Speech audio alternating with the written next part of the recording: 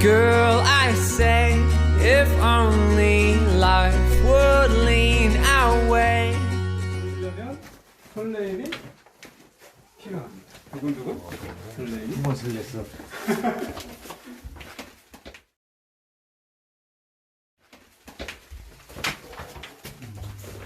자, 이쪽부터 보실까요? 자, 여기는 이제 야생화, 우리나라 야생화들과 글씨가 만났을 때 어떤 느낌일까? 그걸 표현한 거고요. 우리가 잘 알고 있는 애기똥풀이라든가, 뭐 금나무라든가, 복술 흔한 뭐 우리가 많이 볼 수 없지만 복과 장수를 상징하는 얼음 속에 피는 꽃 하고 있고, 뭐 나눔의 열매가 이렇게 있는데 그 꽃마다 가지고 있는 고유의 어떤 이야기, 감성들이 있어요. 그래서 애기똥풀은 실제 애기똥풀은 그 제비가 제비 새끼가 눈을 못 뜰 때 엄마 제비가 이 똥풀을 꺾어가지고 애기 눈에 문지르면 자극받아서 눈을 뜬대요. 그래가지고 애 학명도 제비 학명과 똑같아요. 그런 말처럼 엄마의 사랑이 있고 옛날에 어릴 때 엄마가 아이가 싼 똥을 보면서 건강을 확인했었거든. 그래서 카피도 노란 똥이 참 예뻤던 사랑스러웠던 아이가 예쁘고 건강하게 자라주어 고맙다는 카피를 가지고 이 글을 쓴 거죠. 그러니까 엄마의 사랑에 대한 이야기를 써본 거고, 이 설중연화도 설연화는 눈 속에서 또 꽃이 피는데 우리 사회에는 어떤 꽃이 필 수 있을까? 우리도 따뜻하게 손을 잡으면 예쁜 꽃이 피지 않을까? 이야기들을 설중연화라고 카피를 잡아서 표현을 해 본 겁니다. 우리 벽지는 이번에 전시한다고 새롭게 맞춰서 하고 있어요. 협찬받았습니다. 그래서 이 생강나무 이야기를 생강나무 꽃차를 마시고 앉았을 때 서로가 꽃차와 함께 서로 이렇게 물이 든다는, 아주 편하게 서로가 서로 이해하고 서로 알게 된다는 그런 카피를 잡은 겁니다. 잘 알고 있는 둥글레, 바람꽃, 민들레, 산수유, 목련도 다 하나하나가 다 이야기가 있죠. 이 민들레 보게 되면 민들레는 꽃 필 때는 낮게 피지만 꽃이 피고 열매가 달릴 때는 높은 데 올라가죠. 그래서 낮게 피는 이유는 바람이 너무 세기 때문에 에너지 낮게 피지만 열매를 멀리 보낼 때는 높은 데서 올라가서 가능하면 멀리 보내기 위한 나름의 전략을 갖고 있죠. 그래서 때로는 높게 살아야 되고 때로는 낮게 살아야 한다는 거예요. 그래서 민들레가 그런 높게도 낮지도 않게 살아가는 지혜를 갖고 있는, 우리도 그렇게 살아가보자. 카피도 되게 강한 생명력이 있는 식물이기 때문에 발피고 잘려온 끝끝내 꽃 피울 테다. 북분 꿈 연글면 가뿐히 세상에 가는 건너 저 들판을 노랗게 물들일 테다. 아주 강한 생명적인 생명을 느낄 수 있는 카피로 해서 이렇게 잡아서 표현해봤어요.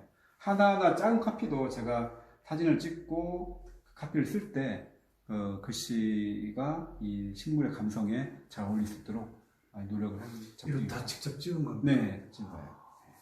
제가 찍은 지 뭐 7, 8년, 10년 된 애들도 있지만 제가 처음에 할 때 이 컨셉을 잡고 사진 찍은 거예요. 사진을 찍고 컨셉 잡은 게 아니라 이런 걸 써야겠지 마음 잡고 이 글씨에 맞는 사진을 찍은 거죠. 이 목련도 마찬가지로 의도적으로 이 담장 위에 있는 목련을 공간을 놔두고 내가 글씨를 쓸 거야 생각하고 작품을 이렇게 만드는 겁니다. 그랬을 때 좋은 작품이 나오겠죠. 자, 이쪽 가죠. 이거 큰 붙여놓는 공간입니다. 화장실 들어갈 때 좀 가볍게 들어가시라고. 큰 일을 먼저 하면 작은 일이 저절로 이루어지는지는 모르겠지만 화장실에서 좀 재밌게 생각해 볼 수 있는 거고, 이것도 똑똑할 수 있는, 밖에서 똑똑하고 안에서 똑똑했을 때 밖에 있는 사람이 나의 똑똑함을 어쩔 몰라 했다는 좀 재미있는 유머로서 아이들 되게 좋아요. 아이들 되게 좋아하는 게 똥에 대한 게 좋아요.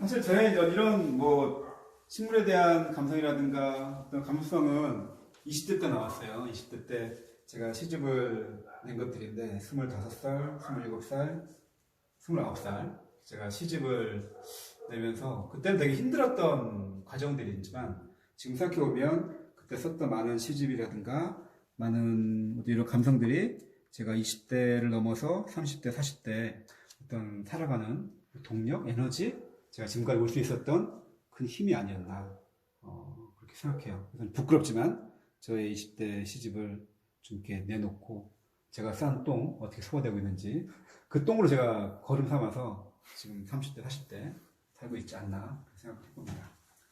자, 이제 여기 이제 거실하고 여기는 좀 컬러풀한 이미지였던 여기는 정말 단조로운 흙과 백으로 된 단조로운 이미지 표현해봤고요. 여기서 메인 작품은 한 글자입니다. 그래서 꽃이 피기까지 필요한 것들, 뭐 빛부터 봄 다양하게 있죠. 흙. 근데 이 꽃이 피기까지 이 한 글자들은 고유의 어떤 빛깔이 있어요. 한 글자는 어떤 걸로 대체할 수 없는 고유한 이미지나 고유한 어떤 가치, 고유한 사물에 붙이는 게 한 글자인데 빛은 퍼주고 싶어하고 그리고 봄은 되게 신나서 동적인 동세가 표현되어 있죠. 그리고 똥은 정말 사람 엉덩이에서 떨어지는 그런 똥의 표현이라든가 물은 흘러서 바다를 가고 싶고 흙은 평평하고 싶고 넓고 싶고 되게 질박하죠. 그 표현한다든가 싹은 이 씨앗이 뿌리를 내리고 나무가 돼서 땅에 굳게 뿌리내는 모습들을 표현할 수 있어야 됩니다. 그래서 이런 것들이 그냥 그 단순한 글자의 전달을 넘어서 어떤 의미적인 어떤 모습까지 보여줄 수 있다면 우리가 글씨를 보는 재미 또 글씨를 오래 보더라도 질리지 않는 뭔가 오래된 같은 것들을 우리가 표현할 수 있지 않을까 해서 한 글자 주제를 해봤습니다. 이쪽이 한 글자라면 이쪽은 이제 꽃에 대한 이야기라면 이쪽은 이제 사람에 대한 이야기. 정말 사람 하나 정말 소중하게 생각해 보자라는 그런 시를 제가 쓴 걸 한번 맞춰봤고 이거는 나무를 심는 곽탁타라는 사람의 그 나무 심는 방법을 통해서 사람을 사랑하고 자녀를 어떻게 키워야 되는지에 대한 이야기를 담은 거예요. 그러니까 나무도 그렇지만 사람도 천성과 본성이 있거든요. 근데 이 천성과 본성을 잘 발휘되지 못하면 나무도 잘 자라지 못하고 사람도 잘 자라지 못한다는 거예요. 여기서 어떤 말이냐면 심기는 자식처럼 하고 두기는 버린 듯이 해야 되고 그렇게 해야지 나무의 천성이 사람의 천성이 온전하게 되고 그 본성을 얻게 되는 것이다 라고 하거든요. 근데 사람들은 대충 심어놓고 근심하고 염려해서 식물을 해치고 식물을 잘 못 자라게 한다고 하는 거죠. 그래서 우리가 보통 사랑한다고 아니면 아낀다고 하지만 결국은 적이 되고 또 원수가 되는 경우가 부모가 자식이 원수가 되는 것도 아마 그런 게 아닌가 해서 제가 아끼는 제가 글을 작품으로 표현해 봤습니다. 그리고 이제 뒤에는 전통적인 판본체라든가 궁체들이 잘 표현됐을 때 사실 이제 서예만 쓰는 분들은 이 서예에 갇혀요. 전통적인 판본체라든가 궁체만 오랫동안 하신 분들은 저런 표현하기 되게 어려워하세요. 왜냐하면 그 사고가 갇혀있기 때문에. 그래서 전통적인 필법과 현대적인 캘리그라피 요소들이 자유롭게 오갈 수 있을 때 자유롭게 오갈 수 있는 필력을 키우기 위해서 전통을 계속 공부하고 있는 겁니다. 그래서 이런 조선시대 선비가 쓴 작품이라든가 옛날에 어떤 후민저금 해례본의 어떤 목판본의 원본이 됐던 이런 걸 가지고 표현하는 훈련을 하고 있는 거죠. 자, 쭉 갈까요?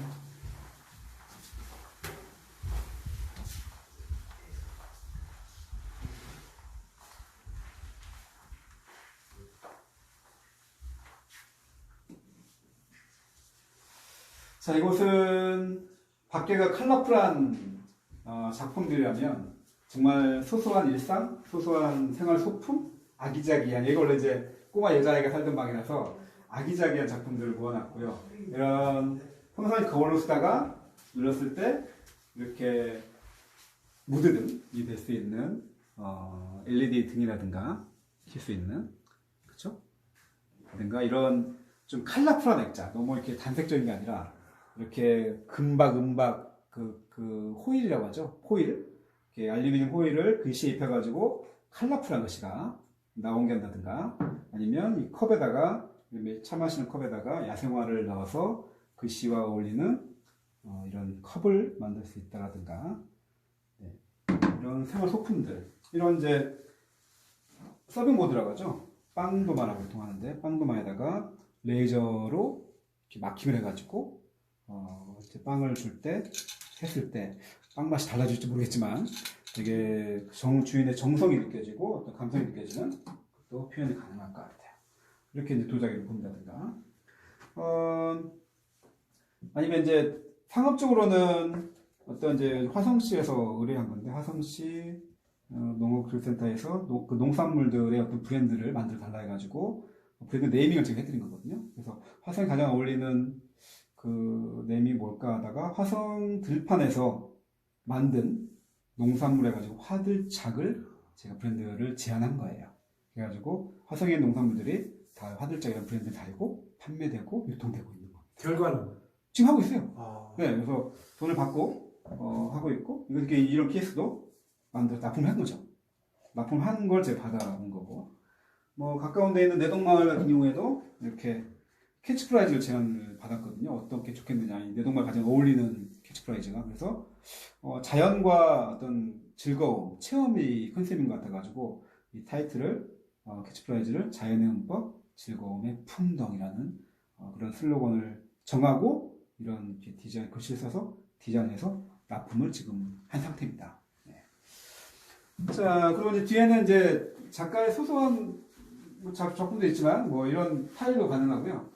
이거는 제가 좋아하는 신영복 선생님의 이 처음처럼 이 책을 어떻게 하면 좀 제가 그 좋아하는 책이니까 좋아하는 것들을 따라 쓰면서 좀 글씨 연습을 해보고자 싶어서 이렇게 하루에 한 꼭지씩 이렇게 따라 써봤습니다. 이렇게 정말 그 하얀 검정색 종이에 그 은색이나 흰색, 금색 그 펜으로 따라서 연습하는 거예요. 그러면 자연스럽게 필력이 생기고 또 자기가 좋아하는 것들을 또 한 번 보면 이렇게 쓴 글씨를 보면서 또 이 그 작품을 음미할 수 있는 그런 그 과정으로서 저는 이 글씨를 쓰면서 되게 즐거웠어요. 밤마다 이렇게 조금씩 쓰면서 자기 마음도 안정이 되고 그러니까 글씨를 쓰는 행위 자체, 따라 쓰는 행위 자체는 아무 생각 못하게 만들거든요. 글씨만 집중해야만 글씨 오타가 안 나기 때문에, 오자가 안 나기 때문에 글 내용에 집중할 수 있고, 글씨에 집중할 수 있는, 그래서 필력을 좀 키울 수 있는 그런 시간이었고, 특히나 이제 이런 작은 글씨는, 이런 큰 글씨가 나무라면, 작은 글씨는 풀과 꽃이라 생각합니다.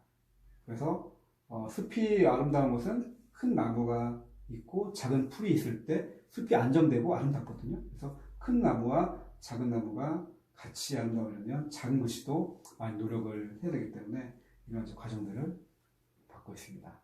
좀 도움이 되셨나요? 네. 긴 안내 마치겠습니다.